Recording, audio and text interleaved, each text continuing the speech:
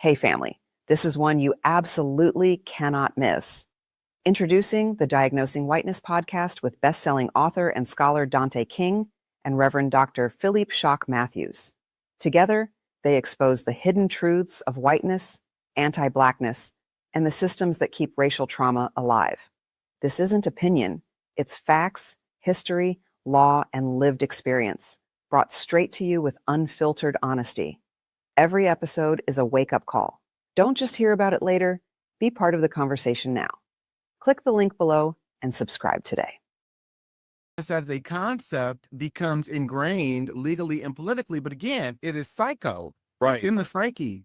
And so they're holding on to this, and then they take a stance because whiteness in European culture represented things that were pure, that had the highest value, God, angels, purity, and Blackness represented things that were vile, evil, and base. And so we have to understand these are psychopolitical conditions and psychopolitical groups, or not just concepts that have been ascribed to different groups for the purposes of locating infinite value within the group of white people, but also locating infinite valuelessness where Blacks or Blackness is concerned. And so if we go to President Andrew Johnson, he says if Blacks were given the right to vote, that would place every slave-footed, bandy-shanked, humpbacked, thick-lipped, flat-nosed, woolly-headed, ebony-colored Negro in the country upon an equality with the poor white man. He says, as long as I am president, this will be a country for white men and a government for white men. And so if we go to white American university, terrorism that we're living in under the guise of the American flag and freedom. Yeah, I do take somewhat of a different deviation, I guess, because I do believe that we as Black people who find ourselves in this predicament of only knowing ourselves through white institutions, through a culture that's been designed by white people, through their language, logic, that we were fine, nothing was wrong with us. But now there are many things that are even wrong, I believe, that we don't examine as Black people in terms of allegiance. We're complicit and compliant at this point. You're absolutely right.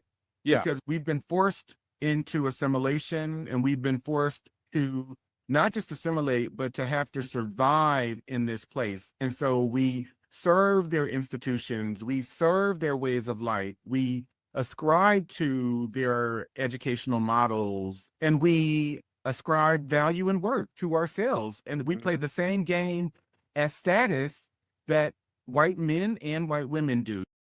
Rich by peddling hate, by peddling hatred.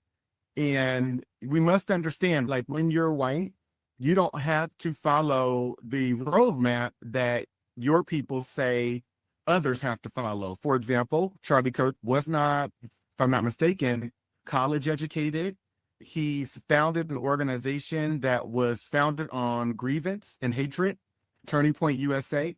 And he became, like I said, massively popular, massively rich by white American standards. He became successful. And now they're referring to him as some type of political figure, which he was not, who was assassinated.